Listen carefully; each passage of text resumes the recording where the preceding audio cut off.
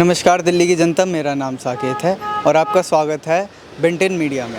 आज हम आए हैं दिल्ली के 30 हज़ारी डिस्ट्रिक्ट कोर्ट में, सबसे जाने माने कोर्ट में, सबसे बड़े कोर्ट में, जिसकी एक बहुत ही स्पेशल हिस्ट्री रह चुकी है, जो कि है 2019 का केस, जहां पर वकीलों और पुलिस के बीच में काफ़ी बड़ी घमासान लड़ाई हुई थी।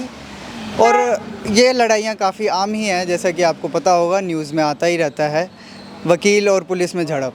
और एक 2021 का मेजर इंसिडेंट जहां पर कोर्ट में ही फायरिंग हो गई थी।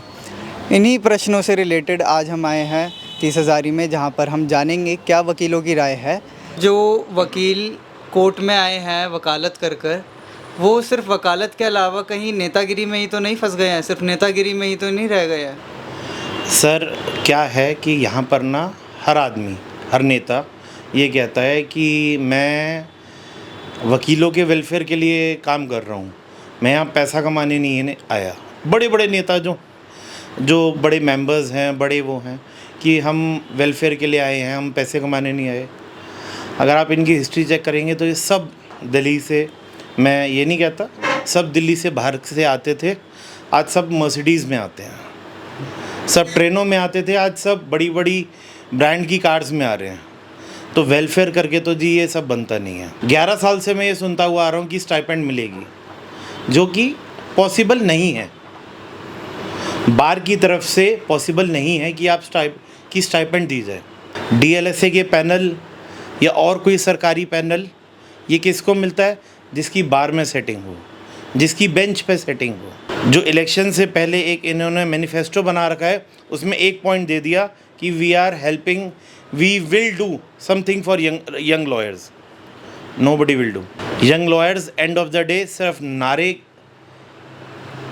नारे के लिए, पैम्फलेट बांटने के लिए और सिर्फ बोर्ड उठाने के लिए ये रह जाते हैं। एक जो कोर्ट में प्रोसीडिंग चल रही है कि जज साहब ने जो सुनाए हैं अपने स्टेटमेंट, वो किस बेसिस पे सुनाए हैं, किस कारण पे सुनाए हैं? जज से पूछा नहीं जा सकता मौखिक रूप में। जैसे कि सर 30 हज़ारी में अभी भी हम आसपास देख सकते हैं, गाड़ी खड़ी करने तक की जगह नहीं है प्रॉपर। जजेस की, वकीलों की गाड़ियां बाहर खड़ी रहती हैं। इस पे आपका क्या कहना है पार्किंग इशू पर? जैसे कि इशू तो है, बट मैंने आपको पहले ही बताया कि 30 हज़ारी एक एशिया की बिगेस्ट कोर्ट है।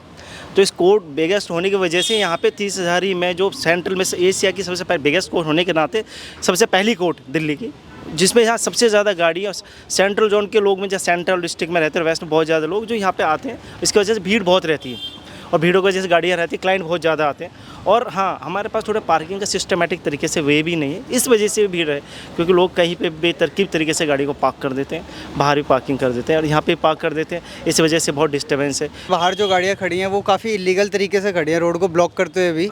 इस पर एमसीडी एक्शन क्यों नहीं ले पा रही है? लोगों को खुद भी तो ये एटिकेट्स होने चाहिए कि हर चीज़ को सेंसिबल तरीके से, क्या लोग आके सिखाएंगे? सेंसिबिलिटी भी क्या कोर्ट आके सिखाएगा? सेंसिटिविटी भी क्या अथॉरिटीज़ आके सिखाएंगे? आप एक एजुकेशन फैमिली से आते हुए, लॉयर सारे अपने एजुकेट तरीके से पार्क करते हैं। लॉयर, कभी आप लॉयर की गाड़ी देखी होगी एक साइड में खड़ी होगी, कभी जब भी कोई क्लाइंट की गाड़ी होगी, ऑटो वाले, टैक्सी वाले, रिक्शे वाले, वो आप गलत आके खड़े हो। आप बाहर की गाड़ी के देखें, बाहर की पिक्चर लें, बाहर की वीडियो चैनल पर डालें, तो बिल्कुल तरकीब तरीके से। हाँ, बट कुछ लोगों की वजह से मैं सारी सोसाइटी को ऐसा नहीं कह सकता। अथॉरिटी को एक्शन लेना चाहिए, अथॉरिटी को नोटिस लगाने चाहिए, बोर्ड लगाने चाहिए। एडवोकेट्स और जजेस भी काफ़ी टाइम पर फ्रेंड्स रहते हैं, एक दूसरे को जानते ही होते हैं ज़्यादातर लोग। तो अगर एडवोकेट और जज सेम मैटर में इन्वॉल्व हैं, तो क्या उसमें कुछ अफेक्ट करता है उस मैटर को? क्या वो एडवोकेट की साइड कुछ दबाव पड़ेगा या उसको थोड़ी हेल्प मिलेगी जज से? तो हाई कोर्ट जाएंगे, तो डिफेंडेंट हाई कोर्ट मूव करे। बेल